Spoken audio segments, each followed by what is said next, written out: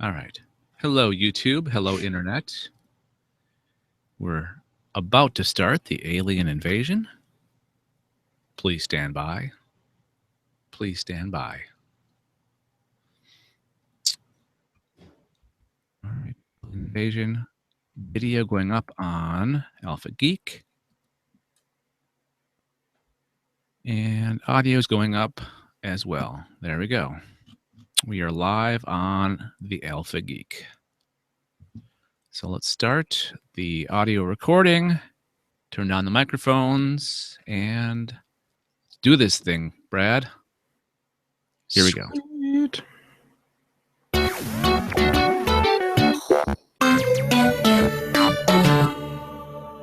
You are listening to Alpha Geek Radio. The following is a production of Galactic Netcasts. We interrupt this program to give you a bulletin just received from one of our naval units at sea.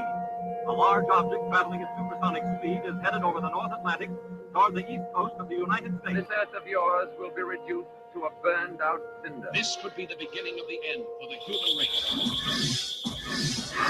Human beings cower before the onslaught of these unearthly enemies.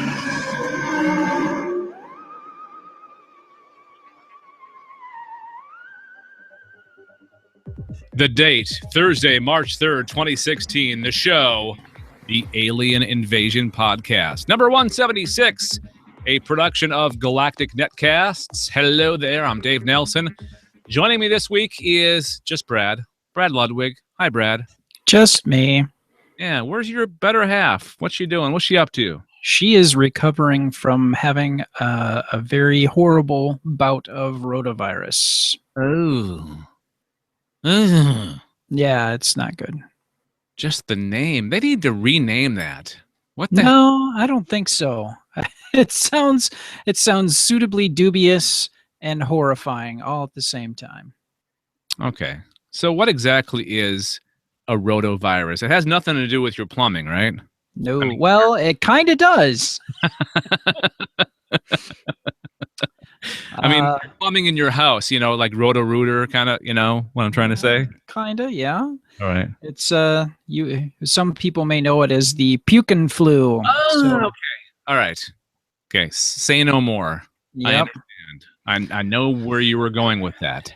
Yeah. So are you crossing your fingers? Are you taking precautions not to get what she got? Yes and no. She's been sleeping on the couch just so she can kind of be comfortable and closer to the bathroom in case she has to get sick. So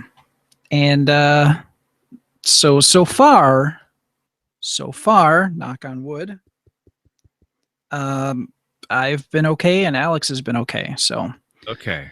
Well, I'm going to cross my fingers. Positive energy towards your household, my friend.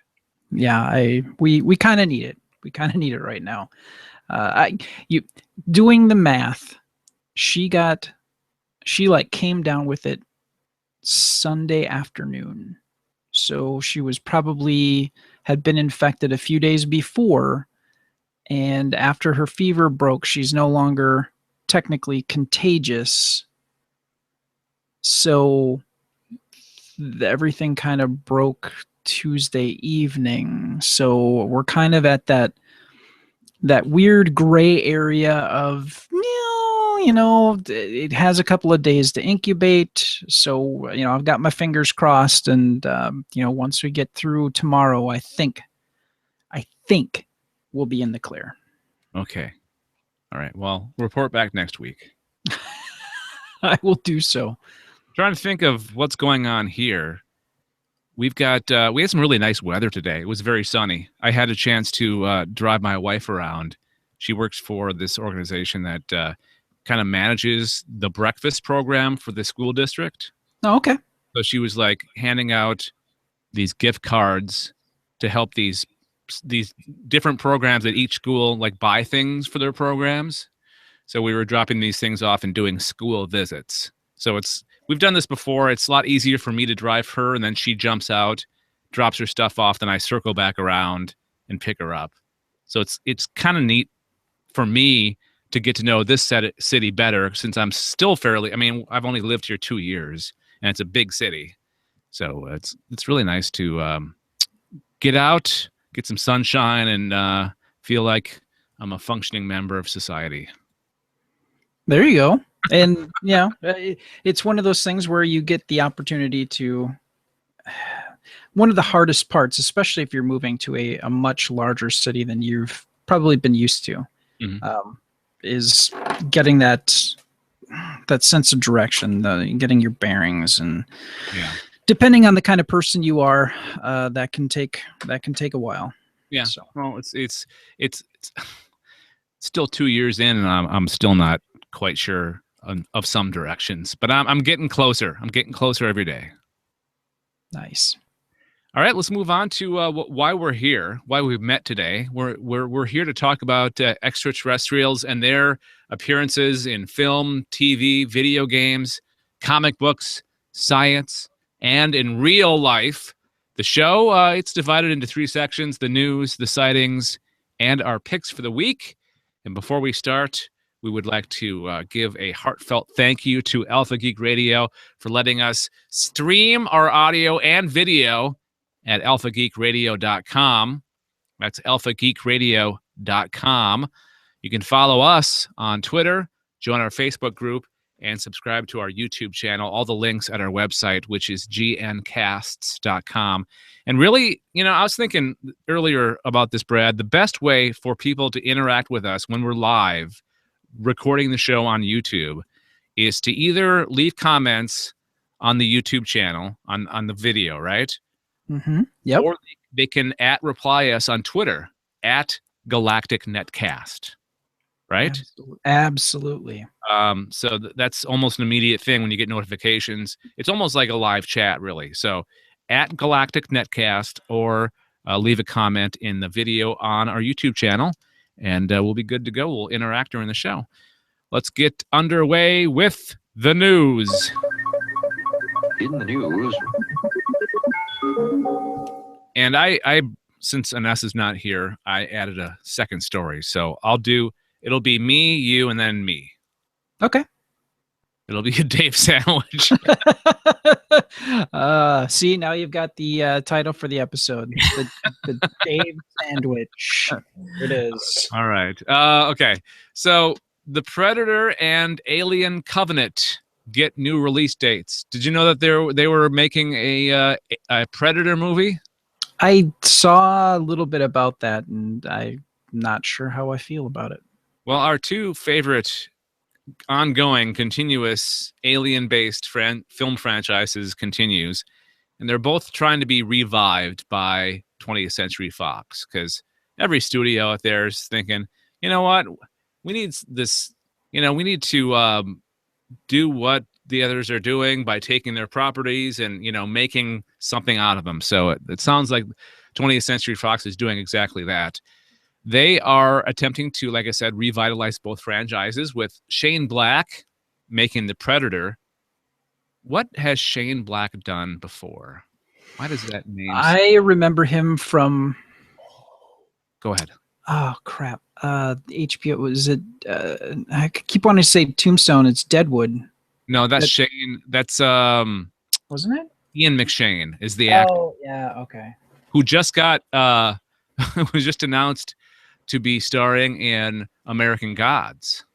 Yes, I'm sorry. That's where my head was at. Let's see. I think Shane Black did Monsters. That the first movie. Oh God! Now that I'm like, oh, Shane Black, Kiss Kiss Bang Bang. Oh, okay. Iron Man 3. He did Lethal Weapon stuff. He did The Last Boy Scout. So he's got pretty good cred there. Yeah. Okay. Yes, sir. So he's remaking The Predator, and of course, we've talked about this many occasions. Ridley Scott is doing the Prometheus sequel, which is now a direct Alien prequel. No, it's a Prometheus sequel and an Alien prequel. There's got to be some way we can make a name, like combine those two, right? Pre-sequel. Preschool. Preschool. There we go. Preschool. It's called Alien Covenant. And Collider has new release dates for the pair of films, Alien Covenant, which had been dropping and adding cast members pretty regularly this month, will be in theaters August 4th, 2017. This is the first time they've actually had a release date for it. August 4th of next year. The movie was originally supposed to be released October, but it's been moved back, so it's being released earlier than originally planned. The plot will reportedly revolve around a crew of a ship that stumbles upon a quote-unquote paradise planet that is inhabited only by Michael Fassbender's android David from Prometheus, and not Noomi Rapace. She's not doing her. She's not coming back as what was her character's name? Still haven't seen it. That's right. I always forget that you haven't seen Prometheus. Sorry. I got it in a bundle deal with Blu-ray versions of all the Alien films and Prometheus. Okay. So I have yet to sit down and actually watch. It's going to be interesting once you finally do to get your review of that movie, because it's been a long time since it came out originally. I'd like to get it from your perspective. You have a very interesting perspective on everything, and I'd love to get your analysis of the film. I'm good and weird. Yes. Okay, so Predator is the release date for that is March 2nd, 2018. So 20th Century Fox is doing Alien next year and Predator the following year. And I really hope that they don't end up mashing those two franchises together again like they did. Please don't. That was a bad idea. Yeah, we'll have to see. I don't think there's too many of the Alien. I mean, Ridley Scott, he has 4 films planned or something like that? Some ungodly amount. Yeah. So I don't 27 or something like that. Yeah, he's going to be a very, very busy man. Yeah. The Alien movies will keep coming even after his death. Well, that's not unusual. Are you excited about either of these, my friend?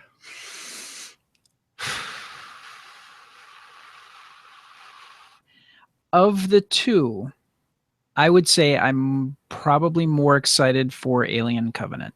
Okay. Did you see the last Predator movie? I think it's called Predators. Is that the one with what is his name from the piano? Guy. Piano age. Yeah, Adrian Brody was in it. Adrian, yes, I did see that one. Yep. It was a bunch of humans that were like kidnapped or abducted by the Predators and brought to like their hunting ground planet or something like that. Yep. Yeah. I did see that in the theater. Okay. All right. So mark those on your calendar. Open up Google Calendars right now and put those on their dates. March 2nd, 2018 and August 14th, 2017. All right. Let's move on. I saw this story pop up a few times this week. I'm excited to hear what you have to say about this, Brad. Yeah. You could make the argument that this isn't technically about aliens, but we don't know. The title of this story, which I got from Inquisitor.com, is First Ever Repeated Detection of a Fast Radio Burst. We thought we were finally getting a basic understanding of fast radio bursts, FRBs, as rare and one-off events. And then Mother Nature decides to throw us a curveball and hit us with the first repeating FRB. The source FRB 121102 was discovered first in 2012. Yes? Can I interrupt with something real quick? Absolutely. Say the line... never mind. Oh yeah, here it is. Say the line about the first repeating the real big reveal there in that story. Go ahead. Okay. Well, that's the whole sentence. We thought we were finally getting a basic understanding of fast radio bursts, FRBs, as rare and one-off events. And then Mother Nature decides to throw us a curveball and hit us with the first repeating FRB? Oh, shoot. Hang on. That's the wrong sound. I thought I had the bum, bum, bum. Oh, sorry, I had to. There was dead air there. I figured I'd fill it. Okay, hang on. There we go. Goat yell for you. Okay, carry on. I'm sorry.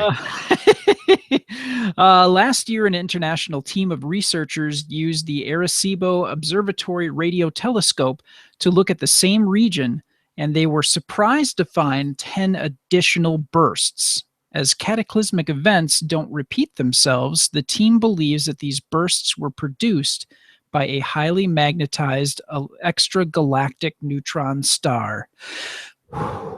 That sounds complicated. Excuse me. FRBs were only discovered about a decade ago, and there are only a handful of known examples. These phenomena are isolated and rare, making it very difficult for scientists to understand their causes. The emission regions are estimated to be just a few hundred kilometers across, and it is thought that these signals are from another galaxy. These two qualities indicate that whatever is behind these events must be very bright. Hypernova and colliding binary neutron stars, or even black holes, have all been proposed as potential explanations. These events are all incredibly powerful, but they would be a one-off occurrence, not a multiple burst event like the one observed. Not only did these bursts repeat, but their brightness and spectra also differ from those of other FRBs, notes Laura Spittler, the first author of a new paper, in a statement. The research published in Nature comes in a big week for FRBs. Last week, it was announced that scientists had pinpointed the location of an FRB for the first time. But now that claim is being questioned. Being able to pinpoint the exact location is paramount to understanding better these astrophysical events. To find the exact location of this unusual burst event, scientists will need to study the source in more detail. Once we have precisely located the repeater's position in the sky, we will be able to compare observations from optical and X-ray telescopes and see if there is a galaxy there, says Jason Hessels, associate professor at the University of Amsterdam and the Netherlands Institute for Radio Astronomy. Finding the host galaxy of the source is critical to understanding its properties. There you go. I predict that it's not a neutron star as they're claiming. I think it's an alien race trying to communicate with us. Well, that is one possible explanation. and that's why I threw it in there, because we don't know. Now, the likelihood, and that's the rub here, because before it was considered a one-off deal. Something really spectacular happened, and we hit that narrow band of space where something could actually hit Earth, where we would actually be able to record it.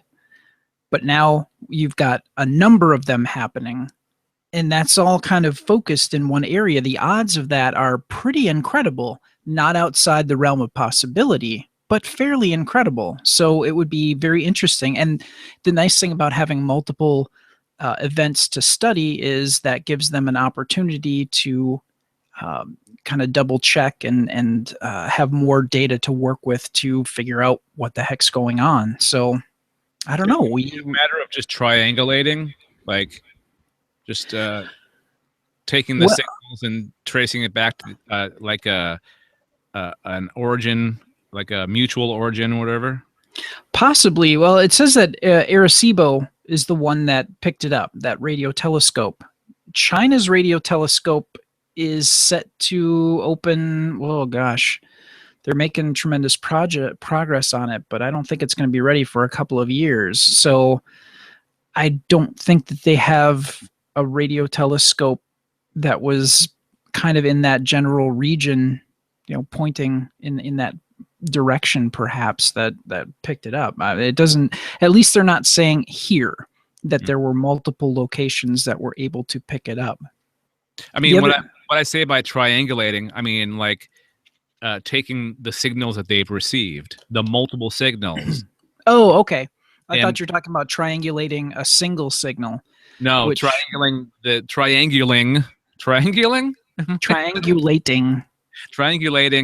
the bursts that we've received all back to a single source. Yeah, it could be possible. I know, like typically for triangulation, you want to have 2 points that are distant from each other. So like if we had a radio telescope on Earth and then one on Mars, okay, perhaps that would help better, or maybe even further out, so that we could get a kind of a better view on the angle of where something came from. I'm just using the word wrong. No. I think you are, but I think it needs to be on a grander scale than, from just on planet Earth. Okay. I don't think that, if it was experienced in Arecibo and then if they had a radio telescope that was, picking this up in Australia, I don't think that there is enough distance between the two for them to more accurately triangulate. The further apart that you can kind of observe these things, the easier it would be to triangulate, I think. Okay.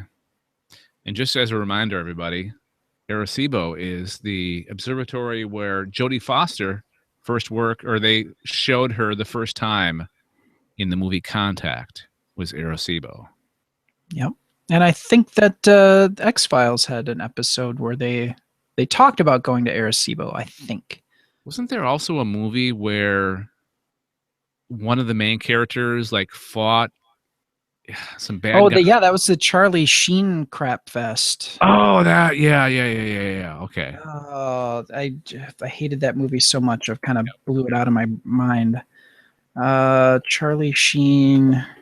I can see the cover, like the artwork of the movie. The Arrival. Okay, The Arrival. And he's got a goatee, right? Yes. Okay. Why do I know that so well? Well, because it's a terrible film. It's it has moments, but overall, I don't think it. In my opinion, I don't think it was that great of a film. It's going to be an interesting couple of decades when it comes to observing the sky. Like, we've got so many new observatories and radio telescopes opening in the next little bit. Like, you got that huge one in China, which is like the largest one on the planet, right? It will be, yes. Then there's the one in South America that's positioned very, very high altitude-wise, I believe. There's a few of them that are opening up. Yeah, it's the one in China is going to be a 500-meter aperture spherical telescope. I'm trying to see, under construction in a natural basin, which is what's going on in Arecibo. The project began in 2011, and completion is September of this year. Okay. And it will be the second world's largest after Russian's Ratan 600. Okay. So Russia has the largest. And there's that joint effort that was announced last year, like a bunch of people trying to locate signals together as a group. And who was heading that up? It was somebody famous, right? Russian. Wasn't it a Russian guy that was an American now, and he's got a bunch of money? I don't recall. Okay, never mind. Let's not go down that road. Okay. But the thing to note, this the China radio telescope is going to be 3 times more sensitive than Arecibo. Okay, that's quite a jump, I'd have to say. And the project will have cost $110 million by the time it's done. And they're displacing a bunch of people too. That's the one thing that people haven't really talked about too much, but yeah, it's kind of a deal. All right, let's move on to our third and final story. I had saved this for Anessa, but she's not on the show this week, and I really wanted to talk about this because it's an intriguing story. Stealth alien invasion of Earth underway. Brad, they're invading finally. Well, thank God, but it's not like the Gutens or. No, they're not. I'm kind of sad. We don't know who these folks are. If you've been a long time listener, or if you haven't listened that long, early in this podcast's history, we had a continuing series of stories talking about the Gutens and another race of aliens that were kind of competing to get here. What was it? The Gutens were the ones that were on their way, right? They were. Yes. We kept on getting reports that they were coming. We were tracking them. Their invasion was impending, and it kept on getting pushed back and pushed back. And then there was another race of aliens that were like the good guys that were supposed to be protecting us from the Gutens. Wasn't that the deal? It was. The Zebons. The Zebons, yes. So for a period of time, we had T-shirts available. Yeah, we did. I forgot about that. And I think if you dig hard enough, you'd still be able to find them somewhere. Yeah, quite possibly. Okay, so there's an alien invasion happening. Recent multiple reports of mysterious glowing orbs dropping landing pods over locations across the U.S. have caused U.S. UFO researchers to raise the alarm that a stealth invasion of Earth by possibly hostile alien races could be underway. There's a lot of conjecture in this story. Quite a bit. Members of the alien and UFO community claim that the remarkably similar reports by unrelated witnesses from across the country provide convincing evidence that alien invaders are secretly planning and building up sleeper cells across the country in anticipation of a possibly predetermined D-Day. OpenMinds.tv, a UFO reporting website linked with MUFON, that's the Mutual UFO Network, recently reported an incident in which a stealth orb UFO was observed dropping a landing pod over Boise, Idaho. The incident was reported by at least 3 unrelated witnesses whose identical and mutually corroborating accounts prove the authenticity of the sighting, according to UFO enthusiasts. According to one witness, at first, the landing pod dropped slowly from the larger glowing orb. Then it appeared to rise briefly before it shot the ground. Ooh, you know what that could be? You know how you've seen like computer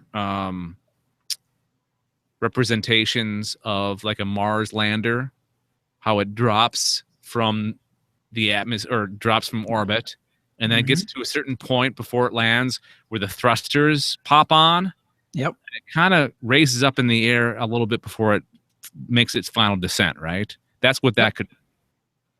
It could be. Yeah. Just that's my conjecture. A second witness corroborated. That's a funny word. The sighting in a testimony filed as case 52930 in the MUFON reporting database. The witness reported that while smoking outside, I cut off the story. Okay. Never mind. Forget I said that. I had another piece of the story that I thought I pasted in there. I didn't finish it for some reason. The Inquisitor also reported that UFO researchers suggest that the Spokane orb, that's the one that I had in there, but don't anymore, was likely an alien craft designed with a detachable section that can be released from the main engine of the UFO as a landing pod or ejected during emergency as an escape pod or capsule. According to UFO enthusiasts, the witnesses have filmed a manned alien UFO dropping a landing module containing astronauts or an unmanned probe dropping a robotic explorer comparable to NASA's robotic Mars exploration rovers. See? That's what I was talking about. The Mars rovers, how they land.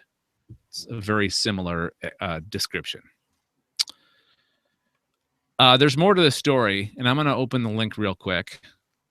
I'm going to test my computer, see how it does here. I did that recent upgrade, so I can actually do more than one thing at a time while we're recording the podcast. It's still a little bit slow. It's not perfect. But I'm going to continue reading down the story because I have a feeling that I missed something here. Because the information that I have so far doesn't really live up to the hype of the headline, does it? Yeah, it's kind of a clickbaity headline. So, okay, maybe that's the deal. Hang on one second. So, how do you feel about this story so far? Well, they can't be that stealthy because they were seen. So, in that regard alone, the clickbaity title is selling a false bill of goods, frankly. So, okay. And this is the Inquisitor too. The Inquisitor is not not known for their. They're known more for their not exactly true stories. Oh, they're no Inquirer. Yeah. more along the lines of the Weekly World News. Yeah. Trying to find the place in the story where I left off here. But it keeps on going up and oh crap, I hate this. All right. So where was I? A third witness in testimony filed as case 52942 in the UFON archive reported sighting the same UFO at about 9:15 p.m. on Christmas. Oh, that's the one I think that's the one I already read. There was one in January. Okay. There was one in January 2016. He witnessed an orb with a bright orange red glow dropping another orb that floated earthward. According to witnesses, after the landing orb had dropped to the ground, the primary orb disappeared as it drifted eastward. The witness said the object stopped, flashed very brightly several times, and then discarded something. There was glowing discharge.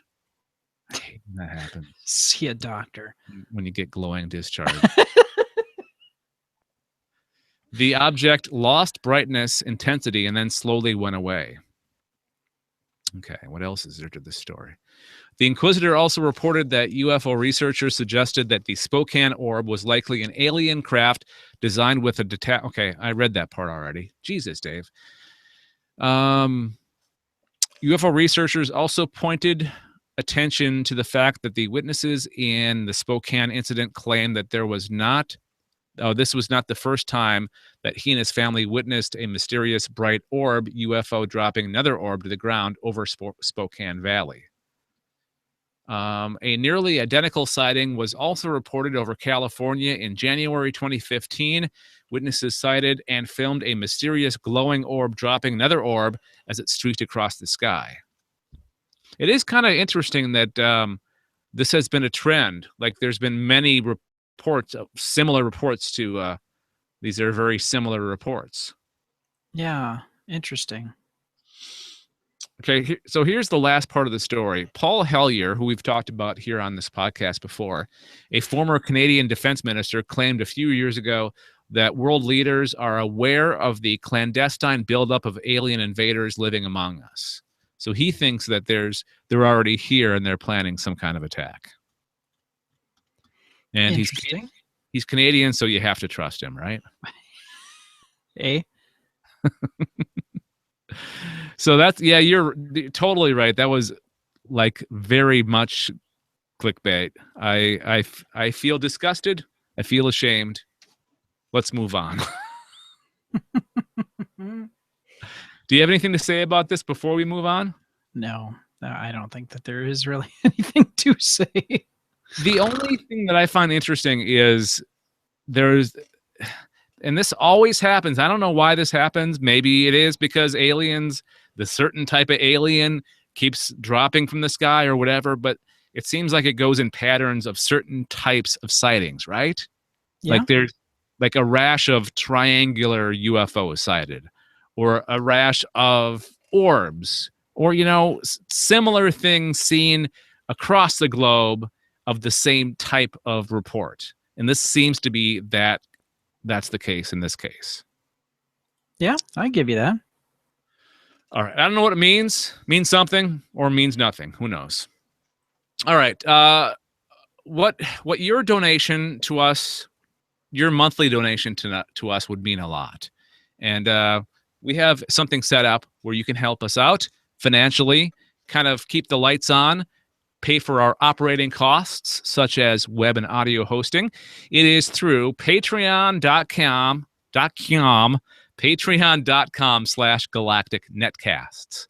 That's patreon.com/galacticnetcasts. All right. We're not asking for super big amount of money every month, like $1. That's super cheap, right? $1? I would say so.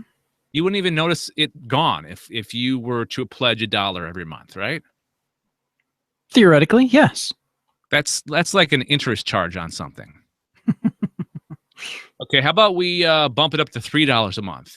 Would you notice that? Probably not, right? $3 every month coming on. Read it. Well, I can tell you I do $2 a month, so okay. Yeah. I don't notice that. Okay, so $3 a month, that will get you an extra, what we call a reward. So if you give to our Patreon account, patreon.com/galacticnetcasts, you will get what we call a newsletter of stories related to this podcast. And our Patreons got that this week for the month of February. So if you are a $3 pledger to our Patreon account, you got that newsletter. If you're not yet, do it, and you'll get the one for March. All right? That's $3 a month. How about we bump that up a little bit more even? $5 a month. You know what that'll get you, Brad? A hearty handshake. No. But, you know, if we did meet you in an alley someplace, I would very much give you a hearty handshake.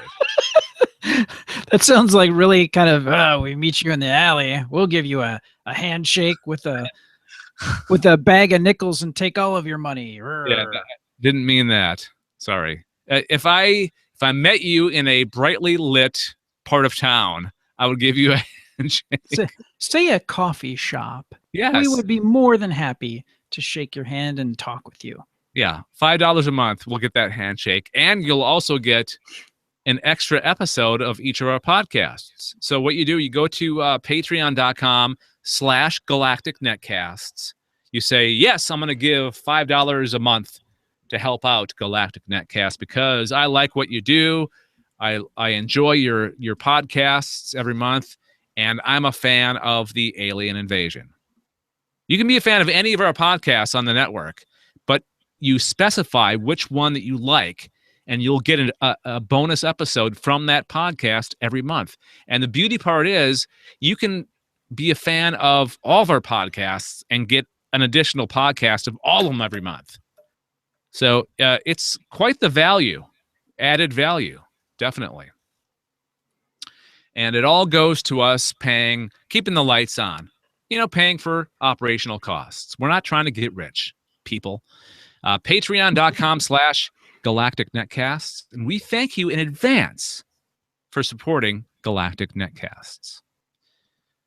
All right. Let's move on to the sightings segment, and it starts with this right here. Please identify the craft you witnessed. A black, triangular, three-dimensional shape, huge, just flying, hovering in it. Shaped like almost like between an egg and like a teardrop. Two long cylinder objects flying over me. We had a dome. I could see the occupants in it. It appeared to be rotating, and it was on circular and disc shape, and it hovered for maybe about 5 minutes. All right, so a little inside baseball. On each episode, one of us is in charge of gathering information for the sighting segment. Right, Brad? Yes, So sir. we have a schedule that we go by. So this week it's me. I don't even know who's next week. It's either you or Anessa. I think it's Anessa. Okay. So Anessa will be back next week. She'll have the sighting for next week. So whenever it's me, I try to approach it from a different angle each time. Like I like to go old sometimes, like find a very, very, like I did those reports from like the 1800s or 1800s a while back. Oh yeah. That was a little bit different. I've done abduction sightings, or I've done, something. I always try to do approach it differently and put my stamp on it, as they say. So this week I decided to find sightings that were near me, that were reported from where I live now in Ottawa, Ontario, Canada, and I found a couple. In fact, Brad, I was very near one of these locations today. What? I looked up in the sky, didn't see anything weird. So I guess you had to be there, as they say. As the kids say. As the kids say. Okay, so I found two. There was a bunch that I found, but most of them were like, I saw a light in the sky, it twinkled for a while, and then it disappeared. Which usually means it's, like a star or an aircraft of some kind. Anybody can see anything in the sky at any time, and if it's nothing specific, I'm not that interested. So I found a couple that were a little bit more interesting than just twinkling in the sky. Okay, so the first one is from October 4th, 2015, 11 p.m. Eastern Time. And the report goes like this. We were traveling from Montreal to Ottawa around 11 p.m. on October 4th.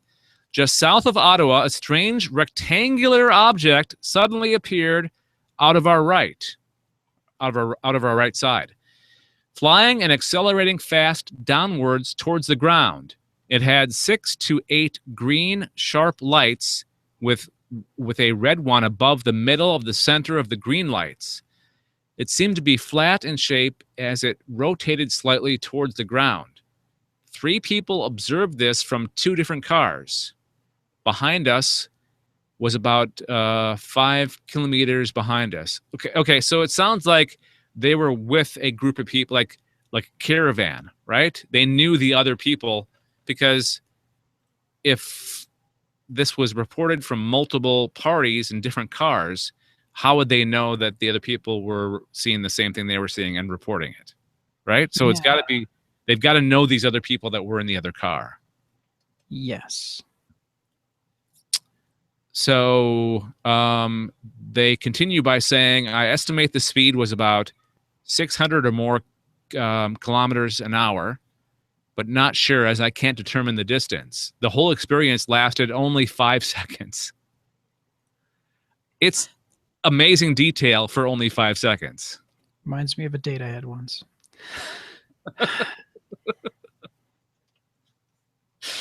I wish I had the drum, boom. There you go. I like this report a lot because it's got a triangular craft. Like, I love reports that they can actually see, like, distinguish the actual shape of the object. Because a lot of times, like I said, it's just lights. You don't really know what the actual shape of the craft is. Correct. So that's sighting number 1. Number 2 is the one that was the location where I was today. And this happened August 30th of last year. At around 8:10 p.m. Eastern Time, my wife and I were walking westbound on Meadowlands Drive near the intersection of Grant Carman Drive. As we were walking, I looked up at the night sky and noticed 2 bright lights hovering in one spot. They looked like they were about 100 feet apart or so. My wife saw them as well, and she pulled out her cell phone and snapped a picture of them. We don't have the picture, unfortunately. The UFOs, both hovered in one spot for just over a minute. Then suddenly, the one on the left shot up and disappeared above and into the clouds. The other one stuck around for about another 10 to 15 seconds, then suddenly disappeared in the same manner. These bright lights did not appear to be airplanes or any other man-made flying machine that I know of. I know these two UFOs weren't airplanes because they didn't have any flashing lights of any kind, and they didn't make any noise either. They were just really bright, white, yellowish lights. They had a bird-like appearance. No, wait a second. They had a bird-like appearance facing us ahead on with their wings spread out, but they were huge in comparison. Do you understand what they said, what that means? No.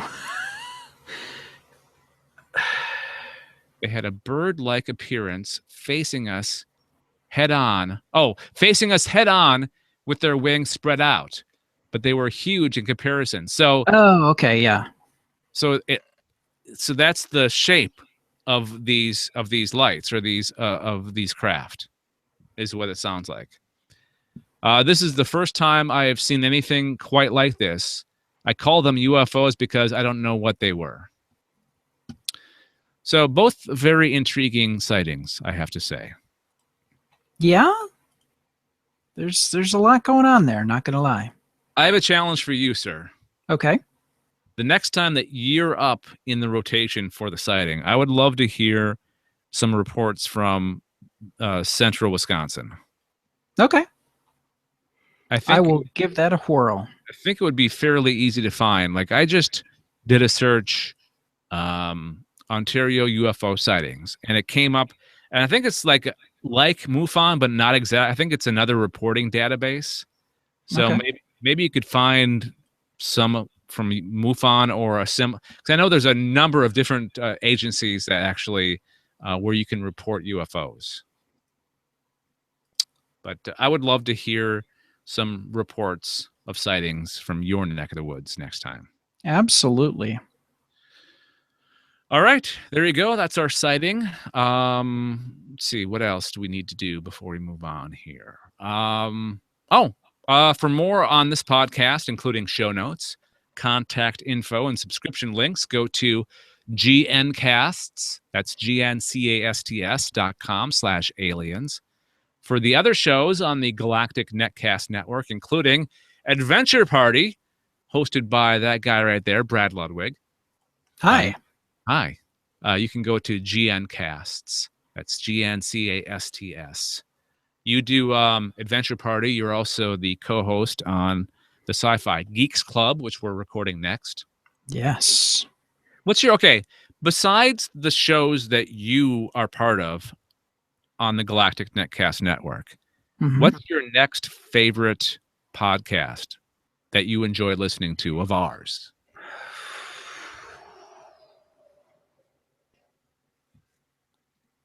I know it's like a parent trying to pick their favorite.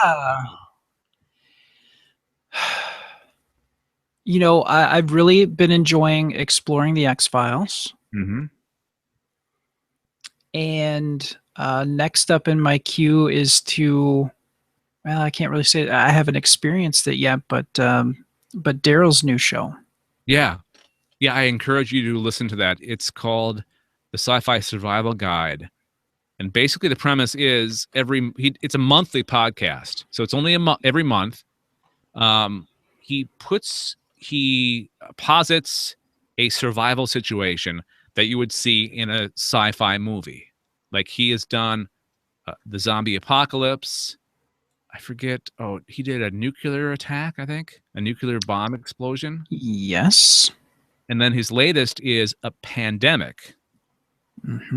And at the end of his latest one, he did like Diary of a Survivor.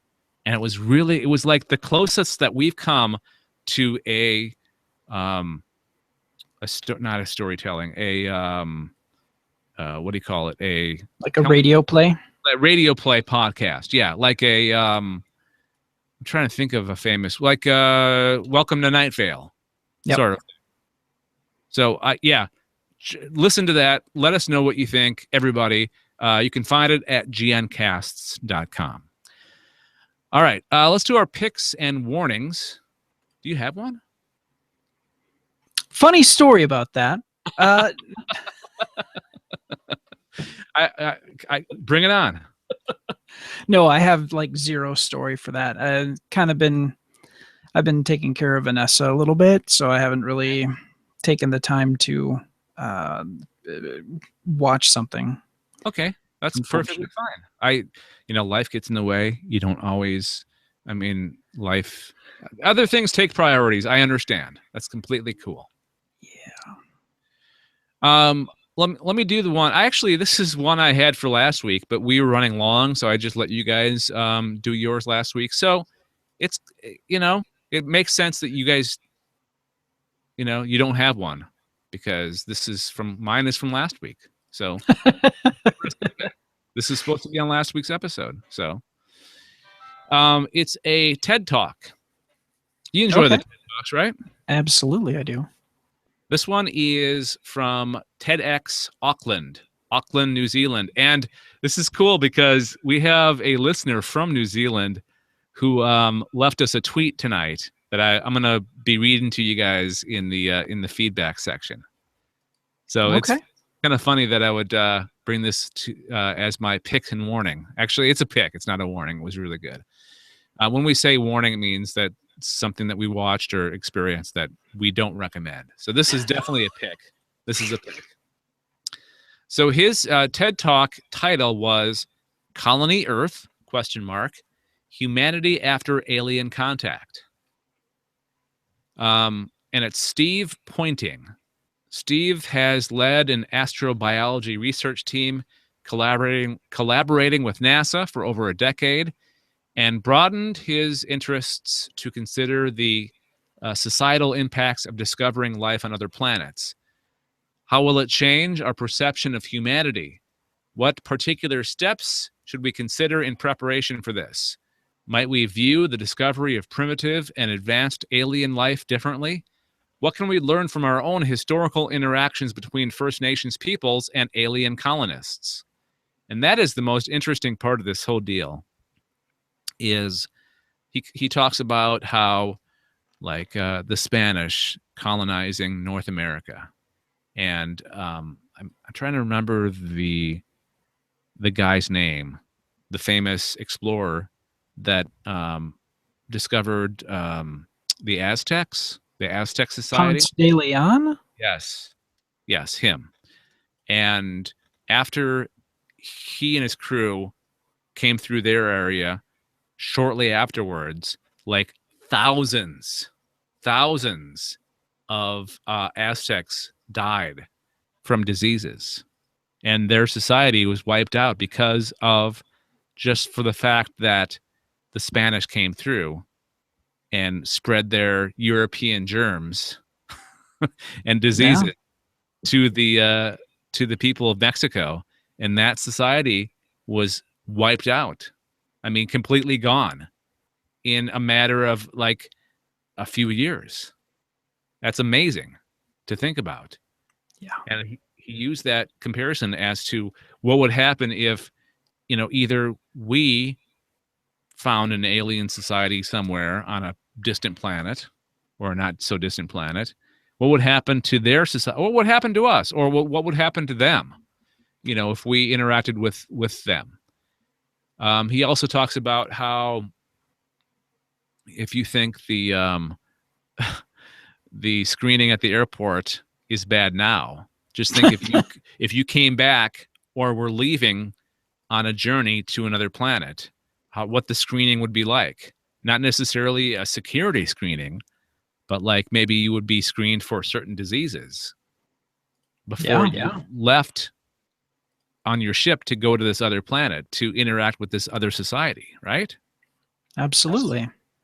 So it's very interesting. He talks a lot of he comes from a lot of different angles in his TED Talks. He talks about the extremophiles that have been found on this planet. So alien life can be found in many forms, possibly found in many forms, because of these extremophiles that we found on this planet, where we didn't think life could exist.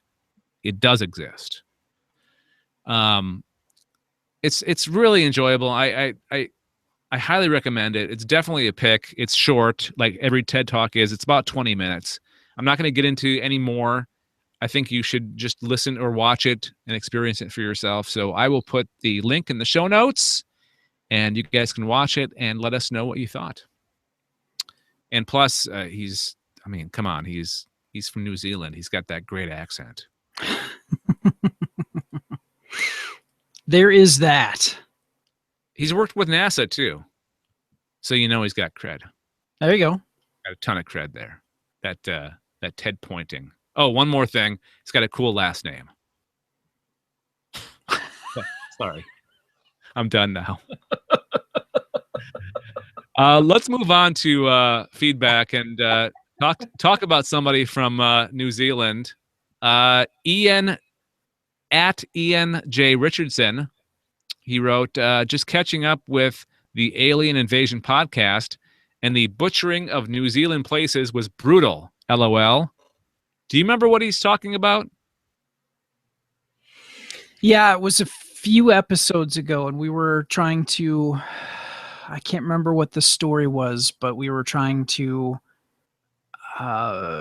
get some of the names of some places in New Zealand, if I recall correctly. And we were just, yeah. And I wrote back, I said, yeah, we're not known for our good pronunciation of words. No, not really. Words or names. Not good at that at all. He actually wrote two tweets, and his follow-up was, and possibly the only known New Zealand listener completely forgotten already. So, Ian, we apologize. We will not forget you again the next time. Because I think Big John was brought up. Oh, yeah. Yep. And I think he feels bad because Big John's from Australia, not New Zealand. Correct. So, Ian, from the bottom of our hearts, we apologize. We will not forget you. We'll never forget you next time. Never forgotten. Yep. Never surrender. So if you want to leave us some feedback there, I can't count the number of ways that you can leave feedback on both hands. Yes. I would need a third hand.